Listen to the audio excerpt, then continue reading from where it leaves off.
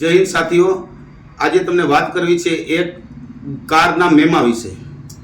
Post ઓફિસેથી 2 દિવસ પહેલા phone આવ્યો કે તમારો એક કાગળ આવ્યો છે। લઈ અને જોયો તો મારી કાર જામનગરથી ધ્રોલ તરફ આવતી વખતે રસ્તામાં રામપર ગામ આવે છે। આ રામપર ગામના પાટીએ 108 પ્રતિ કલાકની ઝડપે ચાલી રહી હોય એવો એક મેમો આવ્યો છે। આ મેમો 2000નો છે। મિત્રો, 2010 થી એક સામાન્ય 20-25 હજારની ફંટીથી શરૂઆત કરી અને કાર વાપરું છું। મેં મારી લાઈફમાં ક્યારેય 80 ઉપર ગાડી ચલાવી નથી। અને બીજું કે આ રામપર પાસેનો રસ્તો ત્યાં એવા ખાડા છે કે ત્યાં તમારી ગાડી 60 કે 70 હલાવવી પણ અઘરી છે। મારે આ સરકારને વિનંતી કરવી છે કે તમે આ રીતે જનતાને લૂંટવા માંગો છો। જ્યારે સીસીટીવી કેમેરા ફિટ થતા હતા ત્યારે દેશવાસીઓની આશા હતી કે હવે ગુજરાતમાં કે ભારત દેશમાં ડ્રગ્સ નહીં આવે, ગુજરાતમાં દારૂ નહીં વેચાય। આ સીસીટીવી કેમેરાના કારણે લોકો પકડાઈ જશે। પણ આજે આ સરકારે અમારા જેવા સામાન્ય લોકોને આવી રીતે કારના મેમા આપી અને રૂપિયા કવર કરી રહી છે। જો સરકાર પાસે તાકાત હોય તો ભારત દેશના અસંખ્ય નેતાઓ એવા છે કે જેને આ પ્રજાની સંપત્તિ લૂંટી અને અઢળક મિલકતો બનાવી છે। ક્યારે એને મેમો આપ્યો તમે? તો આ સામાન્ય પ્રજાનો વાંક શું?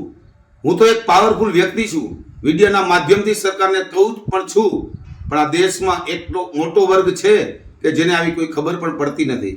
આવા લોકો બિચારા મેમો આવે ત્યારે ડરી અને કારનો કે ટુ વ્હીલનો મેમો ભરી આપે છે। તો મારા સરકારને નમ્ર વિનંતી કરવી છે કે તમારે પૈસા કેટલા કમાવા છે। આજે દેશ અને રાજ્યો પર કરોડો રૂપિયાનું કરજ ચડી રહ્યું છે।